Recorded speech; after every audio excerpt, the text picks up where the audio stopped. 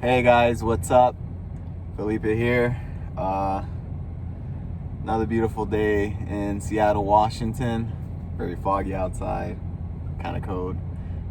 Has me missing Florida these kind of days, but hey, you got to do what you got to do, right? So yeah, the housing market over here is pretty tight in terms of inventory. It's kind of crazy. But I feel like it's coming to a peak, or it should come to a peak at most by summer. Because in reality, there's not much inventory. There'll be I don't know, inventory is extremely low compared, as specifically and especially when compared to Florida, or at least South Florida. The differences in the market is kind of crazy, between Washington and Florida. Yeah, but the market prices are still pretty elevated over here, and reason why, of course, because there's not enough homes in the market, and everyone seems to be moving over here either because of work or other reasons. You got Amazon over here, Microsoft, and whatnot. So it's a pretty competitive market, but it's still ridiculous in terms of how many offers are being placed on a home that goes on the market. And a lot of the times, the offers are coming in well above asking price with, waivers of inspections and whatnot. That's crazy. I haven't seen that. Well, it's been going on since the whole, pandemic low interest rate borrowing binge, for the most part. But I don't know. I feel like it should be coming to an end at some point, maybe during the summer. In reality, all that needs to happen is something has to occur to introduce more inventory into the market, such as a black swan event or whatnot.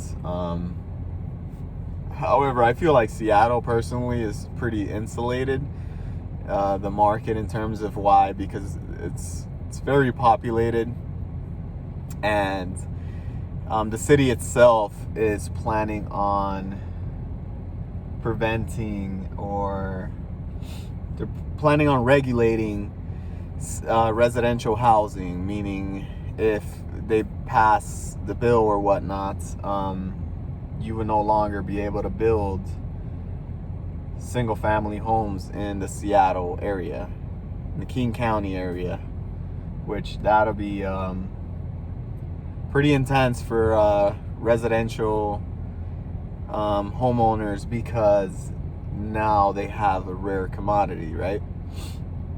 Now they have a property that can no longer be built. So I see that as, possibly insulating the Seattle market from all other markets in terms of price. So it's possible prices continue going up here, although they are already quite ridiculous historically wise. But yeah, I'm still on the strong belief, in my opinion, that things are wrong. The system's out of whack right now.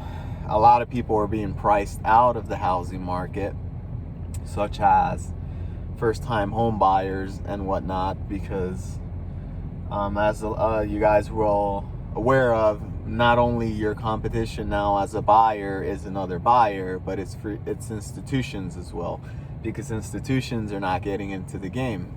And at the end of the day, the way I've always seen it, when institutions get into something, they mess it up for everyone else.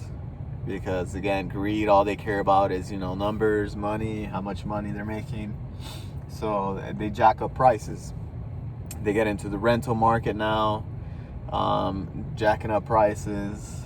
But at some point something goes wrong, because a lot of these institutions over leverage, and you know, historically, every time institutions get, you know, largely involved in the housing market, they kind of create this negative storm at some point because something's done wrong by someone, right? Because ultimately all they care about is making more money.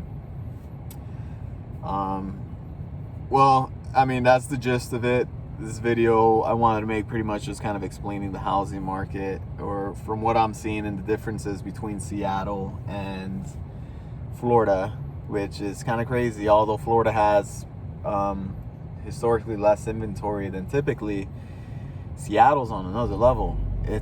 I've never seen a market like this where it's, you know, people literally have to come back to the death on whose offer, you know, gets chosen by the seller to purchase the home. So crazy times we're living in. But as I reiterate, how long can this craziness go for? We shall see. All right, guys, I'm just sharing my opinion here. Shooting the dung with you guys. Hit me with a like or subscribe. Of course, you're welcome not to. And I'll talk to you guys soon.